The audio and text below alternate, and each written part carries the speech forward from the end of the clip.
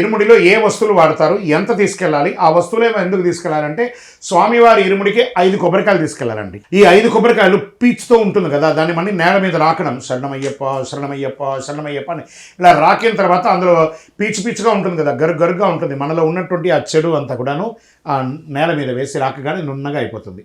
దాన్ని శుభ్రంగా కడిగి దానికి నూనె, పసుపు రంగరిస్తాం.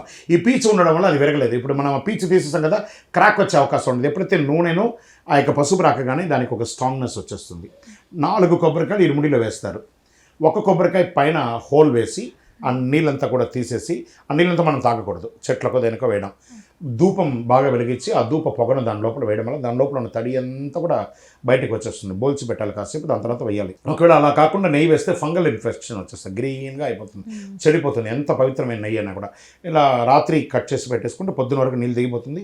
ధూపం వేసిన తర్వాత ఫస్ట్ నెయ్యి ఏమని వేస్తున్నాం, ఇదం ఆజ్యం మమ మండలకాల బ్రహ్మచర్య వ్రతేన శ్రీ హరిహరపుత్ర అభిషేకార్థం ఆజ్యం పూరయామి. నా యొక్క మండలకాల బ్రహ్మచర్య వ్రతంతో మాత్రమే నేను నెయ్యిని నింపుతున్నాను అని ఆ కొబ్బరికాయని నింపడం. వీరు నెయ్యి నింపేటప్పుడు పక్కన భార్య పిల్లలు అందరూ వారిని భుజం మీద ముట్టుకుంటారు. ఏమంటే మేము కూడా మొక్కుకున్నాం ఒక నెయ్యి టెంకాయ పోయాలంటే, ఎవరు మాల వేసుకున్నారో వాళ్ళు మాత్రమే నెయ్యి పోయాలి. అది కూడా ఒకటే ముద్ర.